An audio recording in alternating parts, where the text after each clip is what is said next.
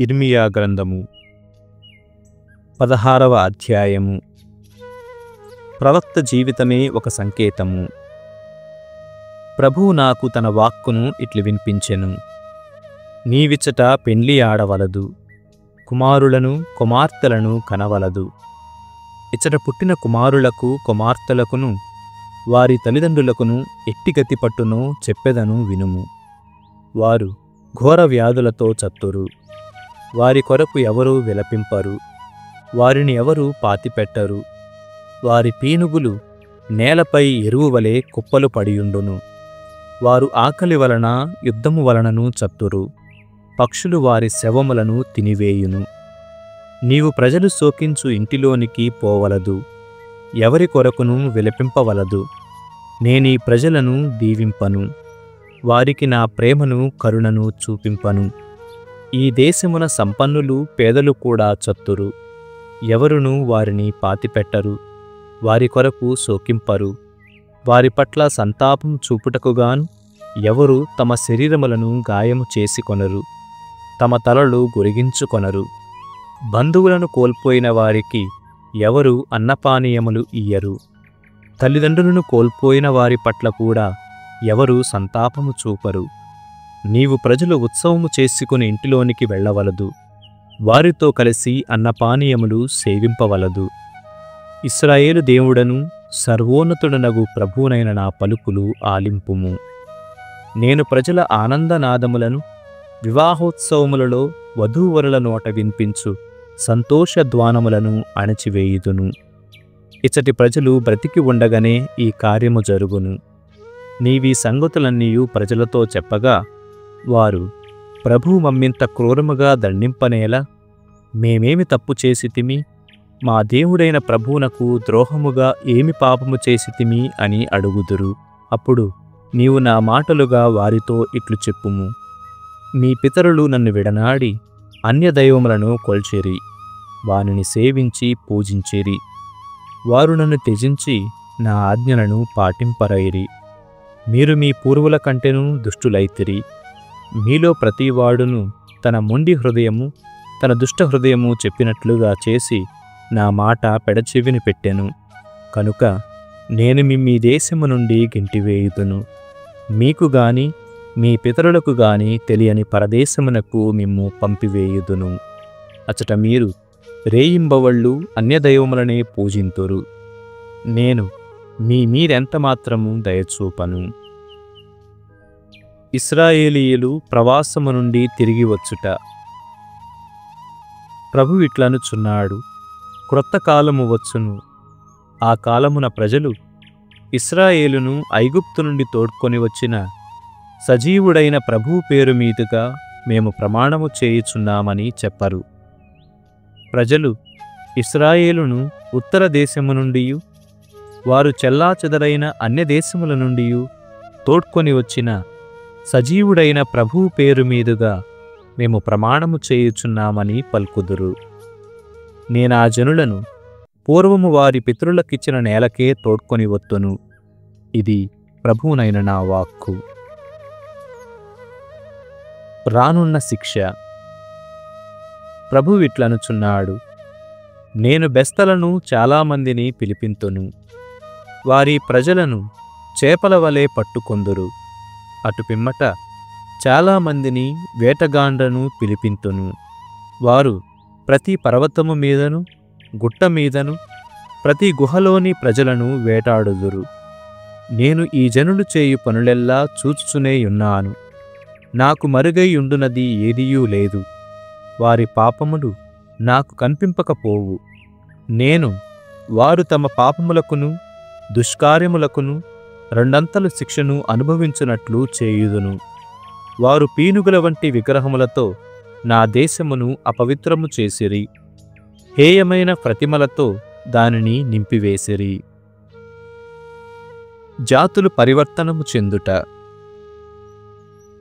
ప్రభు, నీవు నాకు బలమును వసగువాడవు, నాకు ఆశ్రయనీయుడవు, ఆపదలలో నన్ను ఆదుకొనివాడవు. నేల 4 చెరగుల నుండి జాతులు నీ వద్దకు వచ్చి మా పితరులు నిరర్ధక దైవములను కొల్చిరి, నిష్ప్రయోజకములైన విగ్రహములను సేవించిరి.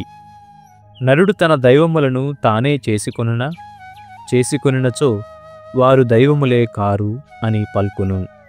ప్రభువు ఇట్లనుచున్నాడు, నేను జాతులు నా బలమును నా మహత్తును ఖండితముగా గ్రహించునట్లు చేయుదును.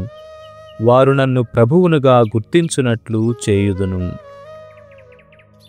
17వ అధ్యాయం. యూదా విగ్రహారాధనం శిక్ష.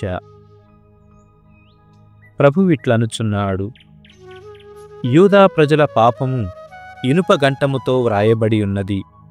ఆ పాపం వారి హృదయ ఫలకముపై వజ్రపు మొనతో వ్రాయబడి ఉన్నది. వారి బలిపీఠము కొమ్ముల మీద చెక్కబడి ఉన్నది. యూదా ప్రజలు పరదైవముల పీఠముల చెంత ఆరాధనలు చేయుచున్నారు. పచ్చని చెట్ల క్రిందను తిప్పల మీదను పొలములోని కొండల మీదను అషేరా దేవతకు పాతిన కొయ్యల గడల చెంత పూజలు చేయుచున్నారు. నేను మీ పాపములకు శిక్షగా శత్రువులు మీ సొత్తును నిధులను కొల్లగొట్టుకొని పోవునట్లు చేయుదును. నేను మీకొసగిన నేలను మీరు విడనాడక తప్పదు. మీరు మీకు తెలియని దేశమున మీ శత్రువులకు ఊడిగము చేయవలసి వచ్చును. నా కోపము నిప్పువలే రగులుకొని ఆరక మండును. విజ్ఞాన వాక్యములు. ప్రభువిట్లనుచున్నాడు, నన్ను విడనాడి నరుని నమ్మువాడు, నరమాతృని మీద ఆధారపడువాడు శాపగ్రస్తుడు. అతడు ఎడారిలో ఎదుగు తుప్ప వంటివాడు. అతనికెట్టి మేలును కలుగదు. ఆ తుప్ప ఎండియున్న మరుభూమిలో ఏమీ పెరుగని చౌటుపర్రలో ఎదుగును. కాని ప్రభువును నమ్మి నాపై ఆధారపడువానిని నేను దీవింతును. అతడు ఏటి ఒడ్డున ఎదుగుచు నీటి చెంతకు వ్రేళ్లు జొన్పించు చెట్టు వంటివాడు. అది బెట్టకు భయపడదు. దాని ఆకులు పచ్చగా నుండును. వానలు కురువకున్నను దానికి చింతలేదు. అది ఎల్లప్పుడూ పండ్లు కాయుచుండును. హృదయమునకు ఉన్నంత కపటము దేనికినీ లేదు. దాని రోగమును కుదర్చలేము. దానినెవడు అర్థము చేసుకోగలడు? ప్రభువునైన నేను మనస్సును పరిశీలింతును, హృదయమును పరీక్షింతును. నరుని ప్రవర్తనను బట్టి వాని క్రియల ఫలము చొప్పున ప్రసాదించుటకు ప్రభువునైన నేను హృదయమును పరిశోధించుదును, అంతరంగమును పరీక్షించుదును. అన్యాయముగా ధనమును ఆర్జించువాడు తాను పెట్టని గుడ్లను పొదుగు కౌజు వంటివాడు. అతడు సగము ప్రాయమున ఉండగానే తన సంపదను కోల్పోవును, కడన మందమతిగా మిగిలిపోవును. దేవాలయము మీద నమ్మకము. అనాది నుండియూ ఉన్నతమైన పర్వతముపై నిలిచియున్న మహిమాన్వితమైన సింహాసనము వంటిది మన దేవాలయము. ప్రభు, ఇశ్రాయేలు ఆశ నీవే. నిన్ను విడనాడు వారు అవమానము చెందుదురు. వారు జీవజలముల బుగ్గవైన నిన్ను పరిత్యజించిరి గాన ధూళి మీద వ్రాసిన పేర్ల వలె అదృశ్యులగుదురు. శత్రువులను శిక్షింపుమని దేవునికి ప్రార్థన. ప్రభు, నీవు నాకు చికిత్స చేసినచో నేను సంపూర్ణ ఆరోగ్యమును బడయుదును. నీవు నన్ను రక్షించినచో నేను సంపూర్ణ రక్షణ పొందుదును. నీవే కారణభూతుడవు కాగా నేను నిన్నే స్తుతింతును. ప్రజలు నాతో, ప్రభువు వాక్కులు ఏమైనవి? అది మన మీదికి రానిమ్ము చూతమనుచున్నారు. కాని ప్రభు, నీవు వారికి చెడుగు చేయవలెనని నేను నిన్నెన్నడునూ ఒత్తిడి చేయలేదు. నేను వారికి కీడు కలుగవలనని కోరుకోలేదు. ఈ సంగతి నీకు తెలియను. నా పలుకులను నీవెరుగుదువు. ఆపదలో నీవు నాకు ఆశ్రయనీయుడవు. నీవు నాకు భయంకరుడవు కావలదు. నేనుగాదు, నన్ను హింసించువారే అవమానము చెందుదురుగాక.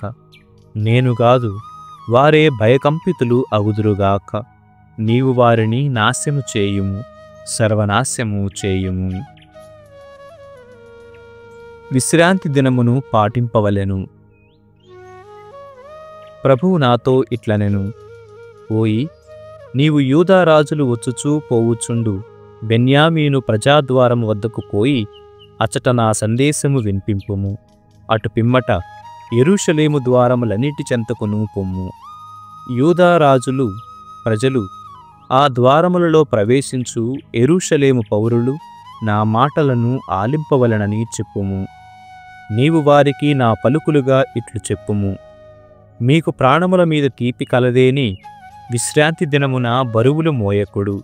యెరూషలేము ద్వారముల గుండా వేనిని మోసికొని రావలదు. విశ్రాంతి దినమున మీ ఇండ్ల నుండి ఎట్టి బరువులను మోసుకొని రావలదు. మీరు ఆ దినమున ఎట్టి పనియు చేయరాదు. నేను మీ పితరులను ఆజ్ఞాపించినట్లే మీరును దానిని పవిత్ర దినముగా ఎంచవలెను. మీ పితరులు నా పలుకులు ఆలింపలేదు, లక్ష్యము చేయలేదు. పైగా వారు మొండివారై నాకు లొంగరైరి, నా ఉపదేశమును అంగీకరింపరైరి. కాని మీరు నా మాటలను జాగ్రత్తగా వినుడు. మీరు విశ్రాంతి దినమున ఈ నగర ద్వారముల గుండా ఎట్టి బరువులను మోసుకొని రాకూడదు.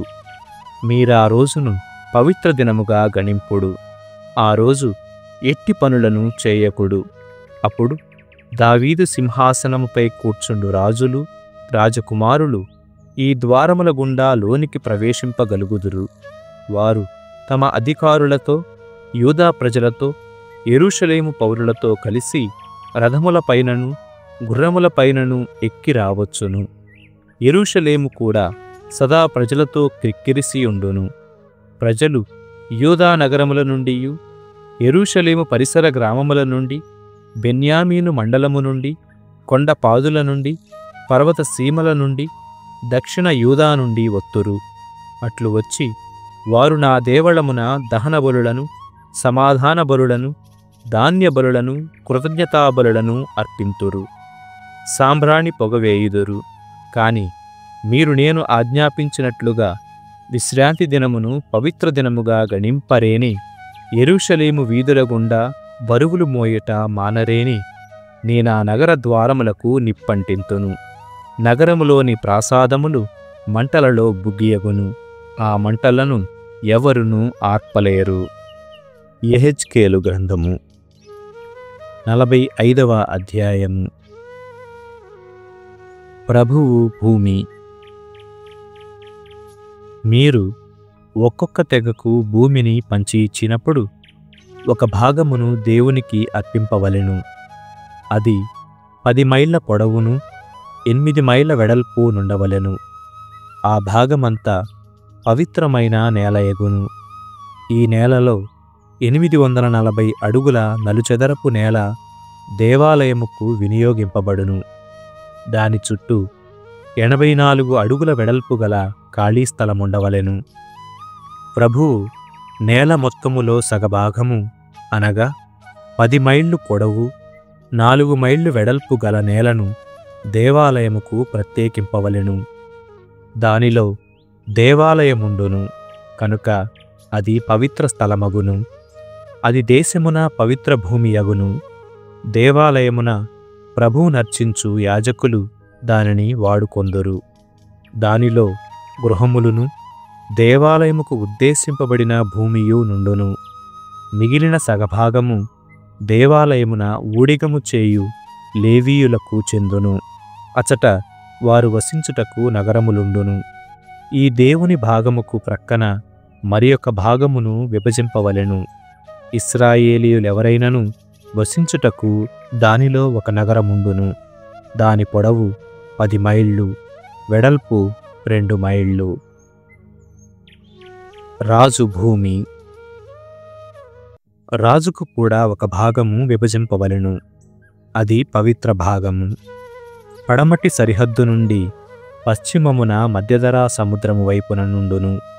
మరియు పవిత్ర భాగముకు తూర్పు సరిహద్దు నుండి దేశము తూర్పు పొలిమేర వైపున నుండును. దాని పొడవు ఇశ్రాయేలు తెగల వారికి లభించు భాగములకు సమానము. ఇశ్రాయేలు దేశమున ఈ భాగమును రాజు తీసుకొనును కనుక అతడు ప్రజలను పీడింపడు. మిగిలిన నేలను ఇశ్రాయేలు తెగలకు దక్కనిచ్చును. రాజుకు నియమములు. ప్రభువు ఇట్లనెను, ఇశ్రాయేలు రాజులారా, మీరు చేసిన పాపములు చాలును. ఇక మీరు హింసను, పీడనను మానుడు, నీతి న్యాయములను పాటింపుడు. ఇక మీదట మీరు నా ప్రజలను దేశము నుండి వెళ్ళగొట్టరాదు. ఇది యావే ప్రభువునైన నా వాక్కు. ఎల్లరూ న్యాయమైన త్రాసులను, కొలమానములను, పడిగట్టు రాళ్లను వాడవలెను. ఘనపదార్థములను కొలుచు పడియు, ద్రవపదార్థములను కొలుచు తూము సమానముగా నుండవలెను. పందుమును సామాన్య పరిమాణముగా నెంచుడు.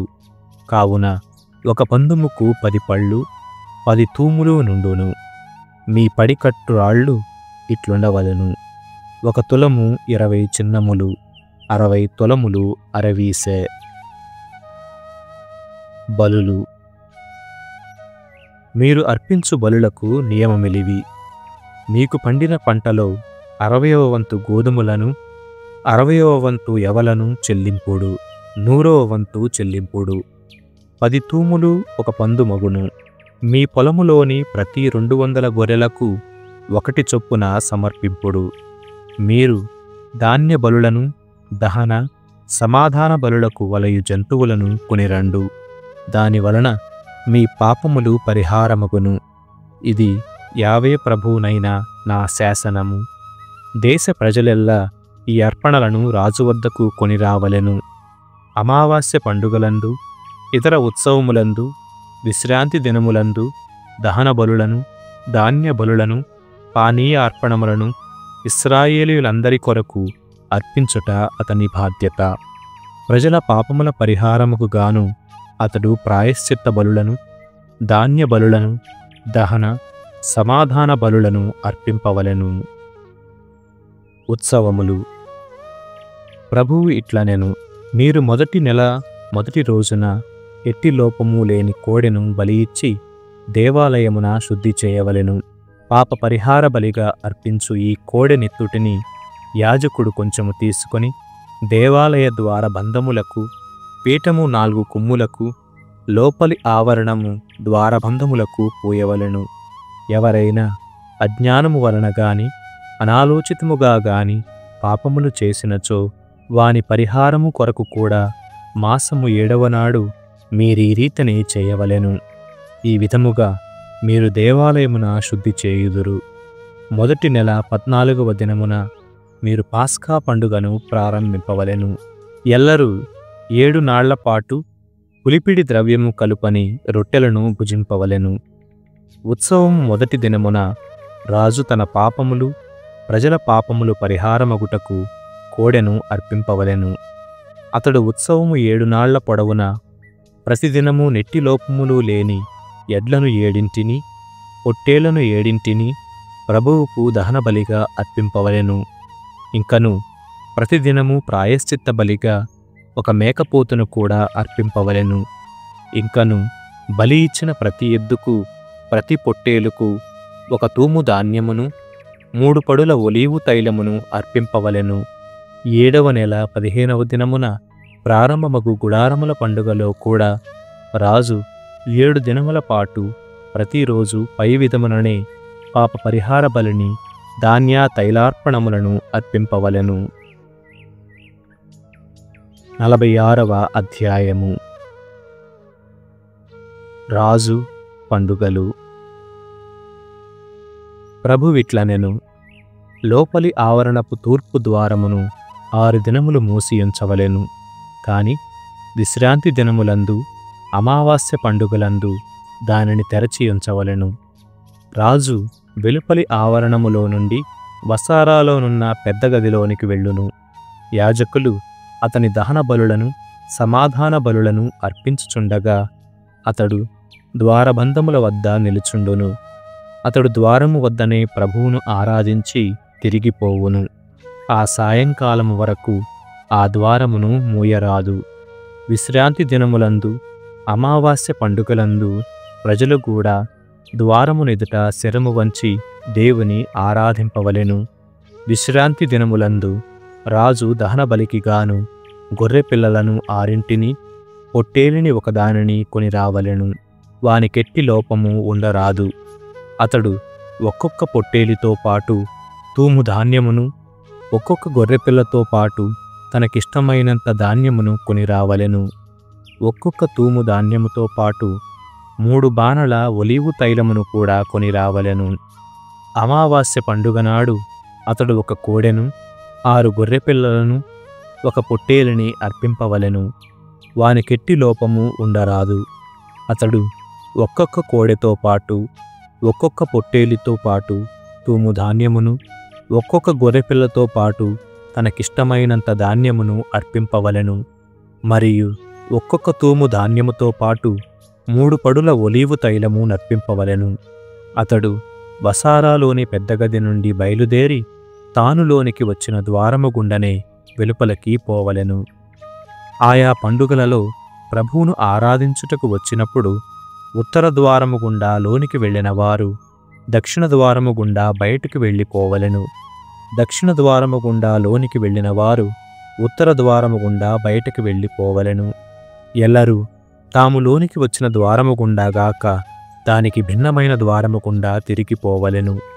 ప్రజల్లోనికి వచ్చినప్పుడే రాజు కూడా వచ్చును. వారు వెళ్ళిపోయినప్పుడు అతడు కూడా వెళ్ళిపోవును. పండుగలలో గొప్ప ఉత్సవ దినములలో భక్తులు ప్రతి కోడెకు, పొట్టేలికి తూము ధాన్యము చొప్పున అర్పింపవలెను. వారు ప్రతి గొర్రెపిల్లతో పాటు తమకిష్టము వచ్చినంత ధాన్యమును అర్పింపవచ్చును. ప్రతి తూము ధాన్యముకు 3 పడుల ఒలీవు తైలమును అర్పింపవలెను. రాజు తనంతట తాను దహనబలిని గాని సమాధాన బలిని గాని అర్పింప కోరినప్పుడు అతని కొరకు లోపలి ఆవరణములోని తూర్పు ద్వారమును తెరవవలెను. అతడు విశ్రాంతి దినములందువలే ఆ బలినర్పించును. అతడు వెళ్ళిపోయిన తరువాత ద్వారమును మూయవలెను.